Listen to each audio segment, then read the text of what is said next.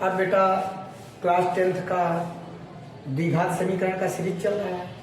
इस सीरीज का फिर से ये नेक्स्ट सीरीज है। इसमें आपका कह रहा है द्विघात समीकरणों के मूल की प्रकृति बताइए। पूछ रहा है बेटा मूलों की प्रकृति। थोड़ा अच्छे से मूलों की क्या बताना है बेटा? कह रहा है मूलों की प्रकृति बताइए और साथ ही साथ मूल अस्तित्व में है तो उस मूलों का मान भी बताना है। ठीक है, प्रश्न यही है आपका पहला एनसीईआरटी का। प्रकृति बताइए, अगर मूल अस्तित्व में है तो मूलों का मान बताइए। जैसे बेटा लोग यहाँ पे देखिए 2x² - 3x +5 +0 कह रहा है अस्तित्व भी बताइए। क्या बताइए? अस्तित्व में है तो हल करो, आइए मूलों का मान निकालो। ठीक है, समझ में आया बेटा? फिर से देख लीजिए कि शायद ऊपर चला गया है। अस्तित्व में है तो मूल का मान, मूलों का मान कर दीजिए। ये बताना, ऐसा क्वेश्चन में लिखा है, आप समझ गए होंगे कि अस्तित्व। अब तो यहाँ ये जानना जरूरी है अस्तित्व क्या है। कैसे जानेंगे कि अस्तित्व में है? पहले इसको जानना है कि मूल किसके निकालते हैं, कौन सा मूल अधिकल्पित है या कौन सा मूल अधिकल्पित बताओ माने अस्तित्व में नहीं है, इसकी बात करेंगे। तो सबसे पहले देखो बेटा x² इतना गुणांक है, x² के गुणांक को a कहते हैं, x के गुणांक को b कहते हैं और इसको c कहते हैं। अब ये विविक्त कर बेटा, विविक्त कर, जिसको हम कैपिटल D से दर्शाते हैं। काय दिखाते हैं बेटा? कैपिटल D से दर्शाते हैं। ठीक है ना, कैपिटल D से दर्शाते हैं। इसका फार्मूला होता है b² - 4ac। अब b² कितना है बेटा? देखो यहाँ 3, तो -3 का स्क्वायर -4 गुणित 1 गुणित 5, 3 त्रिक का 9, 5 चौक 20 दूनी 40। यहाँ पे इसको घटा दिया -31। छोटा है 0 से, माइनस जितने भी होते हैं 0 से छोटे होते हैं। और अगर 0 से छोटे हैं तो जानिए कि मूल लिखेंगे क्या? मूल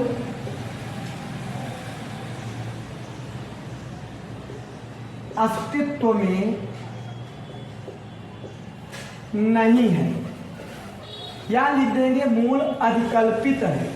क्या लिख देंगे बेटा? अधिकल्पित है। क्या लिख देंगे?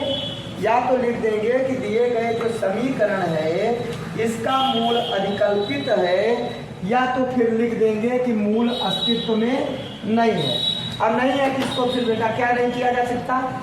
इसको आप समझ रहे हो, इसका हल नहीं हो सकता। अस्तित्व में नहीं है माने मूल अधिकल्पित है। या दो चीजें लिखेंगे, मूल अस्तित्व में नहीं है, या क्या लिखेंगे? मूल क्या है बेटा? अधिकल्पित है, अर्थात इसका कोई हल नहीं है। बात समझ में आया क्या? आगे देखेंगे। चलिए नेक्स्ट क्वेश्चन क्या कह रहा है? कह रहा है बेटा 3x² - 4√3 +4 = 0। ठीक है ना? अब इसमें हम क्या निकालेंगे? a = 3, b - यहाँ x है बेटा, b = √3x, 4√3 और c = 4। अब निकालेंगे हम विविक्त कर। विविक्त कर बराबर d, और d बराबर क्या हो जाएगा बेटा? b² - 4ac। अब b² कितना है बेटा? देखिए -4√3 का स्क्वायर -4 और गुणित क्या हो जाएगा बेटा लोग? 4 के बाद 3 और गुणित क्या हो जाएगा? 4। अब क्या करेंगे? सही डाल दो। क्या करेंगे? 4 चौक 16 तियाँ 48, 4 चौक 16 तियाँ 48। देख रहे हो बेटा, यहाँ +48 वहाँ -48। ठीक है ना? तो क्या हो जाएगा? 0। अब 0 है तब लिखेंगे मूल अस्तित्व में है। मूल काहे में है बेटा? अस्तित्व में है। इतना लिखने के बाद अब इसको हल करेंगे। मूल बराबर श्रीधराचार्य सूत्र भी लगा सकते हैं, plus minus b square minus 4ac बटे 2a। अब देखो माइनस बी माने ये, minus minus plus 4√3, plus minus इसका वैल्यू हमने निकाला कितना है बेटा अंदर 0, और 2a 2 माने ये, और ये बेटा क्या है 3, आई मीन क्या हो गया 4√3/6, आई मीन 2 3 6 2 दूनी 4, आई मीन यही बेटा हो जाएगा 2√3/3। बात समझ में आया क्या? इस तरीके से आपका जो मूल आया बेटा कितना आ गया 2√3/3। केयर करेंगे यहाँ पे माइनस भी प्लस माइनस। अब इसके पश्चात देखिए बेटा आपका आंसर इतना भी हो सकता है, या आंसर आप इसको थोड़ा सा अगर चेंज करना चाहें तो यहाँ लिखेंगे, या वैसे एक कंफर्ट सही आंसर यही है, आप यही लिखना। और अगर और कुछ करना है तो इसका इसमें भाग दे देंगे तो क्या हो जाएगा बेटा 2√3 1√3 कट जाएगा, अर्थात दोनों हो सकता है लेकिन ये ज़्यादा अच्छा है। बात समझ में आया क्या? चलिए आपको आगे लेके चलना है। विविधता कैसे निकाले, गुणांक कहाँ पाए, यक्स स्क्वायर के गुणांक को a, यक्स के गुणांक को माइनस माने b, ये b है बेटा, 4 बराबर लिख दे रहे हैं, देख रहे हो b बराबर इतना, और फिर c बराबर इतना, फिर ये फार्मूला, फिर ये मान रखा, फिर हल हो गया। नहीं समझ में आता, ऐसा कहीं माइनर मिस्टेक हो सकता है, उसको आप लोग, आप तो स्टूडेंट हो ना, समझ रहे हो ना मैं क्या कर रहा हूँ। अगर मैं 10 सवाल में 10 क्वेश्चन में एक ही बात बता रहा हूँ, वहाँ पे कोई माइनर मिस्टेक होता है तो उसको आप करेक्ट कर लेना चाहिए, क्योंकि आपको समझ में आ जाना चाहिए कि वहाँ पे कहाँ से गड़बड़ हो रहा है। फिलहाल ऐसा होगा नहीं, लेकिन आप लोग तैयार रहा करो। चलिए आगे देखेंगे।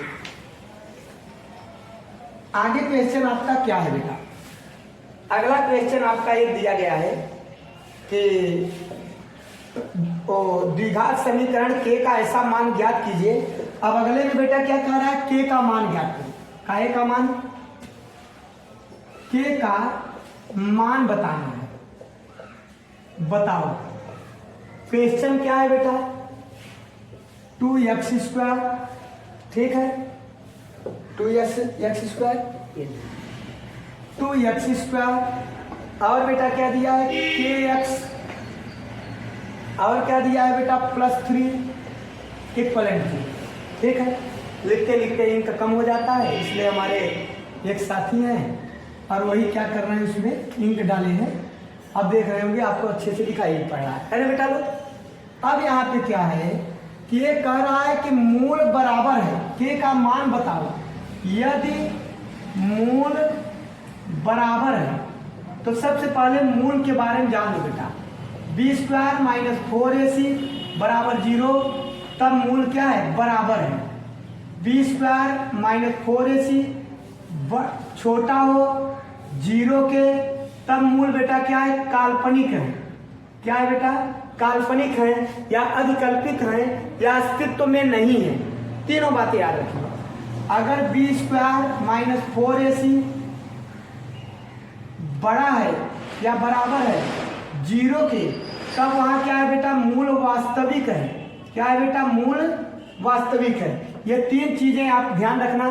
3 फार्मूला बनता है, मूल बराबर समान के लिए ये, और काल्पनिक के लिए ये, और वास्तविक के लिए दोनों पहलू पे आ जाता है। अगर 0 के बराबर है तब भी वास्तविक है, उसके वैल्यू निकल जाते हैं, और अगर 0 से बड़ा है तब भी वास्तविक है, उसके वैल्यू निकल जाते हैं।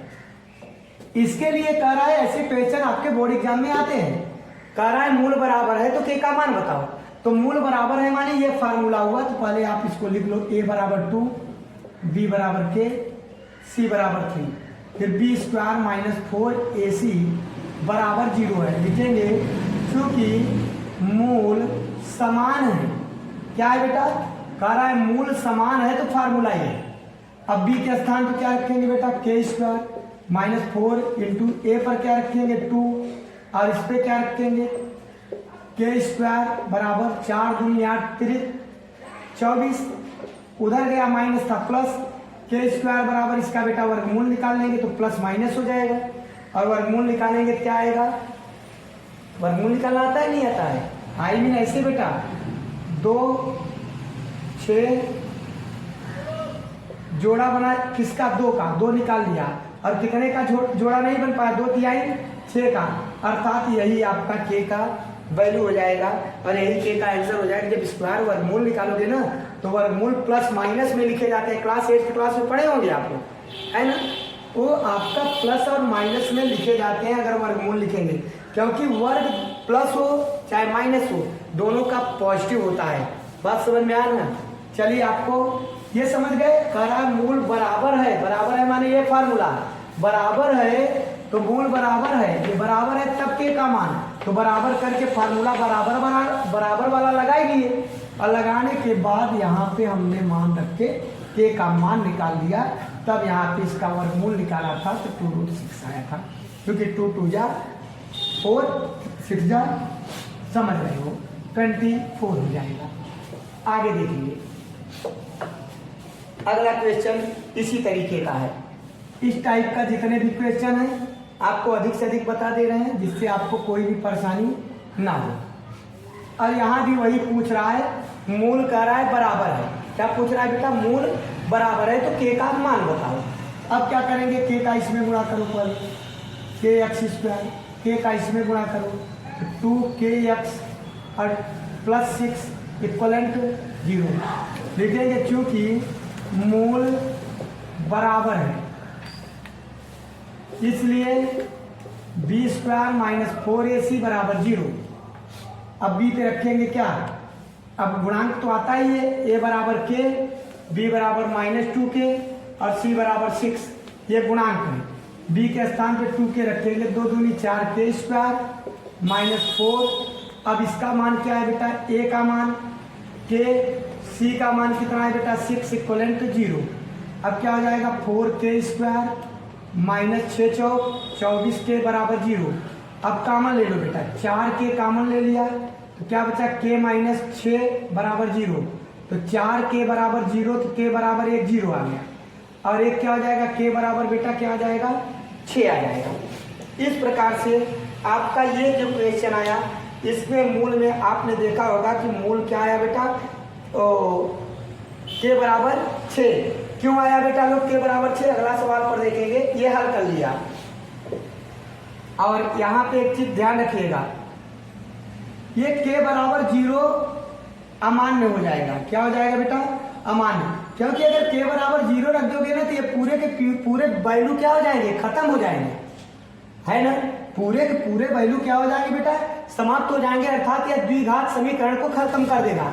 इसलिए यह अमान्य है लिख देना और ये आपका क्या हो जाएगा आंसर। मान रखने के बाद अगर द्विघात समीकरण अस्तित्व में बना रहता है तो वही मान होता है, और अगर मान रखने के बाद द्विघात समीकरण समाप्त हो जाता है तो वह मान नहीं होता।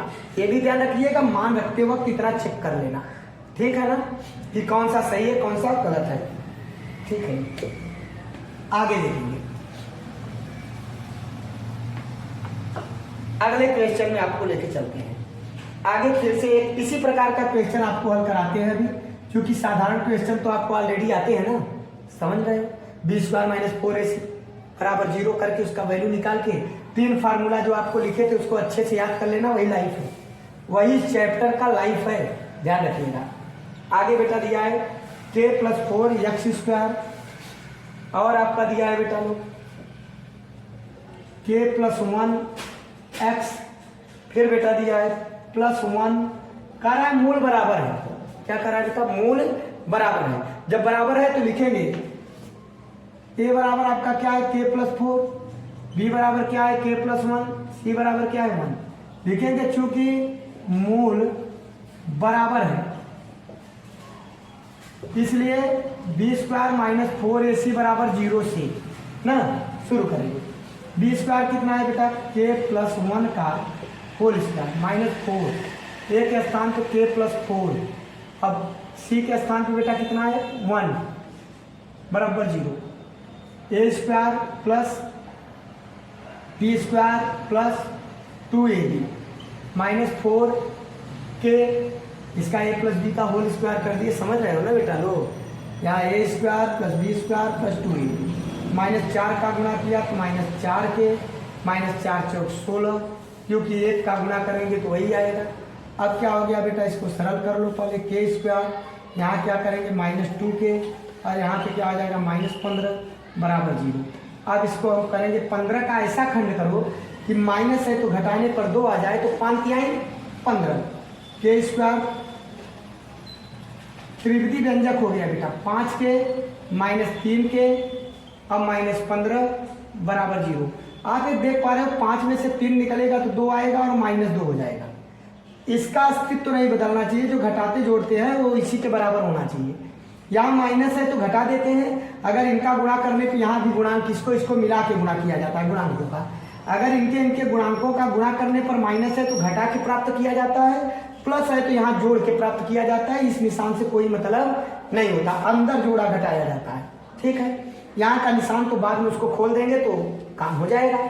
आगे बेटा के स्क्वायर -5 के अब +3 के -15 बराबर 0। यहाँ कॉमन लेंगे, के कॉमन ले लिया, के -5 +3 कॉमन ले लिया, के -5 बराबर 0। अब के -5 और के +3 बराबर 0, कितना आ रहा है। अब इसके बाद इसको अलग अलग कर लो, जैसे के -5 बराबर 0 तो के बराबर क्या हो जाएगा 5, और ये के +3 बराबर 0 तो के बराबर क्या होगा -3। एक आंसर ये है, एक आंसर ये है।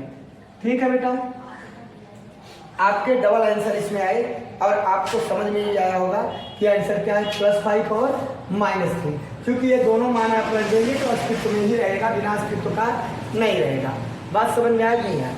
हमको लगता है आपको के का मान निकालना सिखा रहे हैं, और आपको बता दिए जितने क्वेश्चन बताए ना इसी में से बोर्ड के पेपर में यही क्वेश्चन आएगा। ध्यान दीजिएगा, आज के वाला वैल्यू जो बता रहा हूँ यही क्वेश्चन आपके बोर्ड के पेपर में आएगा। अब सेम टू सेम वही अक्षर वही अंक, समझ रहे हो। अब तो माने ही लगता है कि उस समय आप जब मिलाओगे इस वीडियो को तो पता चलेगा। चलिए आगे चलते हैं। अभी आपका आने वाला भी है, क्या आने वाला है बेटा, बोर्ड का आपका एक पूरा सीरीज आएगा बोर्ड एग्जाम का प्रत्येक चैप्टर का, जिसको आप अच्छे से देखना। आपको कुल लगभग कितने बेटा, लगभग हमें लगता है कि 1 सप्ताह का घंटा जितना होता है उतना घंटा मुझसे पढ़ना है आपको। ठीक है, उतने में संपूर्ण मैथमेटिक्स आपको मैं वही सवाल बता दूंगा जो बोर्ड में आएगा, और मेथड भी उसके मिलेंगे। सवाल भी मिलेगा और मेथड भी, सवाल अधिक मिलेगा, ध्यान रखिएगा। आगे क्या कह रहा है बेटा, इसी तरीके से आपके और क्वेश्चन हैं, उनको भी आप क्या करना, केयर कर लेना। जैसे एक सवाल दिया है b - c का x² प्लस c - a का a पर x प्लस a - b बराबर 0। सवाल में क्या कह रहा है बेटा कि ये मूल वास्तविक है, क्या कह रहा है, वास्तविक है और बराबर है, दोनों बात कर रहा है। मूल क्या है बेटा, वास्तविक है और बराबर है। कह रहा है मूल दिया गया है कि वास्तविक है तथा बराबर है, तब इसमें आपको प्रूव्ड करना है। क्या करना है बेटा, सिद्ध करना है। यहां लिख दे रहे हैं सिद्ध करना है। क्या सिद्ध करना है बेटा कि 2a बराबर a + c, ये सिद्ध करना है। थोड़ा सा सोचो, ये सवाल देखते ही मस्तिष्क हिलने लगता है कि अब क्या होगा, अब क्या होगा, जबकि वास्तविकता क्या है मालूम है, सबसे सरल है, कुछ नहीं होगा। ठीक है ना, आप अपने फंडा पे रहो, मतलब आप अपने मेथड पर रहो। मेथड क्या है बेटा, वास्तविक और बराबर। तो आप यहाँ पे a बराबर क्या है, अब बड़ा a लिख दो, क्योंकि a b c छोटा में दिया है ना, तो बड़े में लिख दो b - c। b बराबर क्या है, c - a, और c बराबर क्या है, a - b लिखेंगे। चूंकि मूल बराबर तथा वास्तविक है, ये बातें लिख देंगे, इसलिए b² - 4ac बराबर 0 है ना। आगे b पर रखो, क्या रखोगे, c - a का होल स्क्वायर -4। a पे क्या रखोगे बेटा, ये बड़े से लिख दो, बड़े से। ठीक है, अब a पर क्या रखोगे, b - c पर क्या रखोगे बेटा, a - 0। चलो कोष्टक खोल लो बेटा आराम से, a² + b² to -2ab वाला फार्मूला होगा।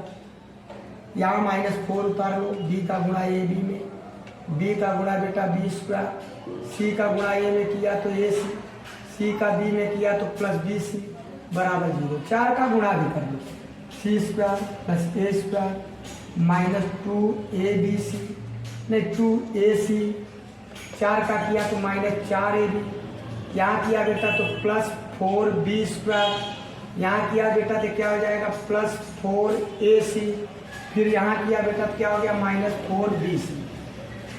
निशान बदल गए सबके, चूंकि है माइनस कोष्टक के पहले ब्रैकेट्स के पहले तो अंदर के निशान बदल गए। अब क्या करेंगे बेटा, सबको आपको बारी बारी से उतारना है। देखो है ए स्क्वायर, फिर यहाँ क्या है बेटा, देखो कहीं बी स्क्वायर, ये 4b स्क्वायर, ये कहाँ है बेटा सी स्क्वायर। अब देखो ए सी यहाँ है, ए सी यहाँ है, ए बी कहाँ है, पहले देखो ए बी यहाँ है, ए बी यहाँ है, तो -4ab, ए सी कहाँ है बेटा, यहाँ है, +2ac। अब बी सी कहाँ है बेटा, अकेला है ना, -4bc बराबर 0। ये फार्मूला बन गया बेटा। हमें ये देखना है सिद्ध क्या करना है, 2a समझ रहे हो, -2a बराबर a प्लस सी। यहाँ फार्मूला क्या बना बेटा, 2a माइनस a,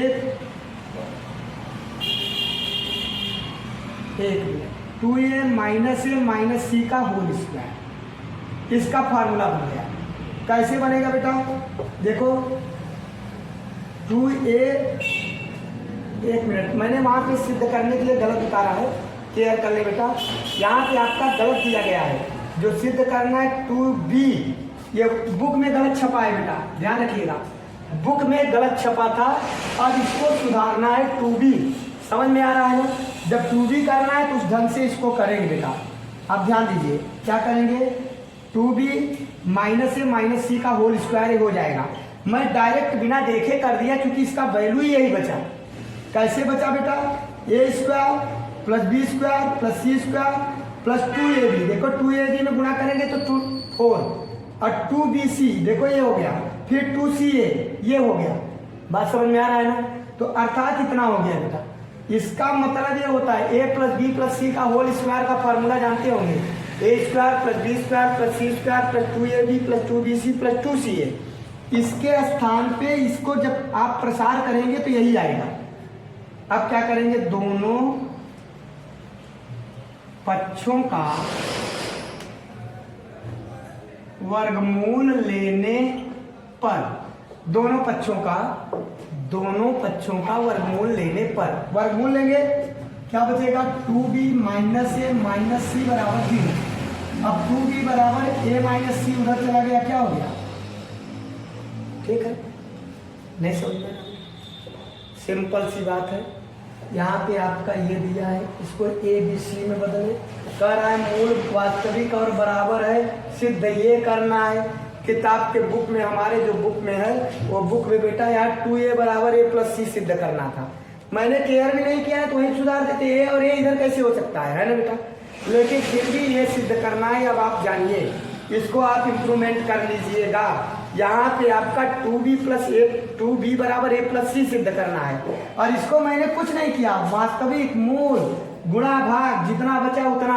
और आपने देखा होगा सिद्ध करने के लिए डायरेक्ट रख दिया था मैंने, और जैसे ही डायरेक्ट रखा है तुमने कहा अरे ऐसे कैसे होगा, तब दिमाग में आ गया कि अरे तो गलत हो जाएगा क्योंकि ए जुड़ जाएगा ना, ऐसा हो नहीं सकता। तब मैं जान गया कि यहाँ पे क्या होगा, 2b बराबर a प्लस सी, और 2b बराबर a प्लस सी, माने a और c को उधर ले जाएंगे, प्लस चाहिए, इसीलिए दोनों माइनस हो गया। और यहाँ देख भी लिए दोनों माइनस है, ठीक है ना, सोल्यूशन निकल। अब दोनों पक्षों का वर्गमूल निकालेंगे, इधर का वर्गमूल 1 जुड़ा और 0 का वर्गमूल 0 है, अर्थात इधर लेके चले जाएंगे इतना, ठीक है। अब आगे चलते हैं, ठीक है। अब एक क्वेश्चन और बताते हैं।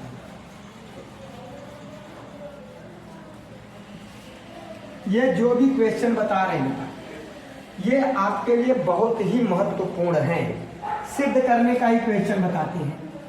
1 प्लस m स्क्वायर, चूंकि बच्चों को प्रूव करना बड़ा टफ लगता है, जो टफ क्वेश्चन है उनको लगता है बहुत टफ है, जबकि टफ नहीं है बेटा, बहुत इजी वे में है, बशर्ते आपको मेथड पता होना चाहिए। और एक आपका सबसे बड़ा कॉन्फिडेंस, अगर आपके अंदर कॉन्फिडेंस है तो फिर दुनिया की कोई भी ताकत आपको पीछे नहीं हटा सकती। और आपके अंदर स्वयं का कॉन्फिडेंस नहीं है तो फिर नहीं हो सकता। एक बात और ध्यान रखिएगा, जो बच्चे हाई स्कूल में पढ़ रहे हैं, हाई स्कूल का बोर्ड एग्जाम दे लें, आपको बेटा लोग पता है कि आपका जड़ कहाँ से कमजोर है या कौन सा पॉइंट कमजोर है। जो चीजें कमजोर, जैसे आप मैथमेटिक्स लगा रहे हैं और आपको plus minus, algebraic plus minus या फ्रैक्शन वगैरह नहीं आ रहा है ना, तो आप इसके बाद पहले उसको सीखिए। शर्म का विषय नहीं है। कोई भी एक वर्ष आप अगर लगा दो तो 0 से लेके 10th तक का मैथमेटिक्स आराम से आ जाएगा, क्योंकि 4 महीने में आप छोटी चीजें तैयार कर लेंगे और बाकी 8 महीने में बड़ी चीजें तैयार कर लेंगे। और बड़ी छोटी चीज तैयार है तो बड़ी चीज को तैयार करने में मात्र 4 महीने 5 महीने की आवश्यकता पड़ती है हाई स्कूल स्तर तक का। इसलिए इसके बाद उसमें आप लग जाइएगा। फिलहाल ये आसान नहीं होता है लगना, क्योंकि इसके लिए बच्चे को अपने अंदर एक साहस लाना होता है कि मुझे करना ही करना है, तब जाके वो कर पाता है। अन्यथा उससे भी सरल तरीका है कि आपको बताऊं, पढ़ाई से भाग जाइए, जो आजकल के 90% बच्चे कर रहे हैं। आपको भी अगर लगना है और आपको कुछ करना है तो फिर आप अपने पढ़ाई के प्रति जागरूक हो जाइए, क्योंकि इसके बाद आपके पास समय नहीं बचेगा। ये जो शुरुआती का टाइम होता है, शुरुआत वाला ना बेटा, यही पढ़ने के लिए सबसे अच्छा टाइम माना जाता है। बेस्ट टाइमिंग यही है। आप इस टाइमिंग को आप गड़बड़ करेंगे, आप अपना टाइमिंग बदल देंगे दूसरे स्थान पे, तो फिर आपको प्रॉब्लम होगा।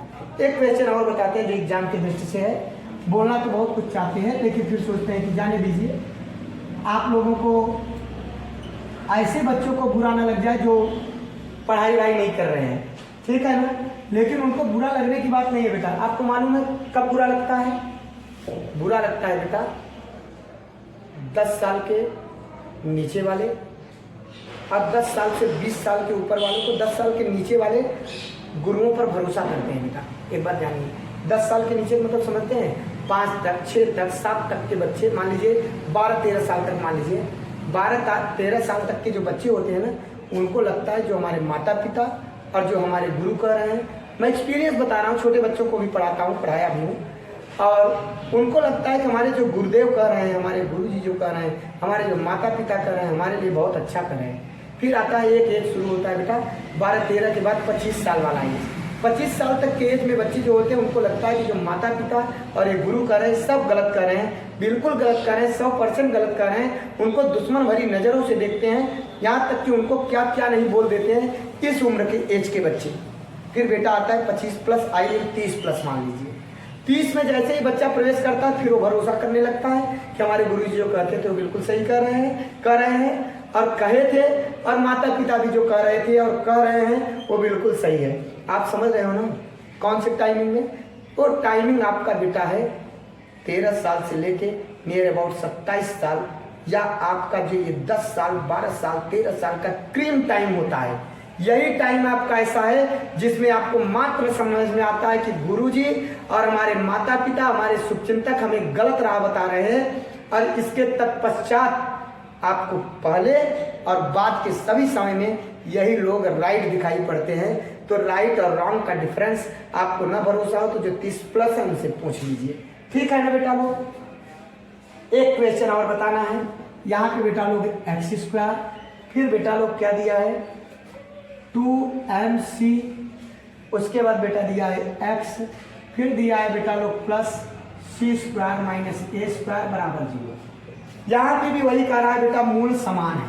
क्या कह रहा है? मूल समान है। यहाँ पे भी कह रहा है बेटा सिद्ध करो। सिद्ध क्या करने के लिए कह रहा है? ये भी बेटा कह रहा है सिद्ध करो c² बराबर, उसके बाद कह रहा है बेटा a²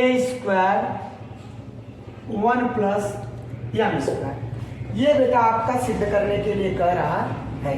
बात समझ में आया कि नहीं? कह रहा है c² बराबर a² ब्रैकेट्स में 1+m²। अब आप क्या करेंगे? आपको घबराने की तो आवश्यकता है नहीं, जैसे आप पिछले लगाए वैसे अभी लगा लो। लिखेंगे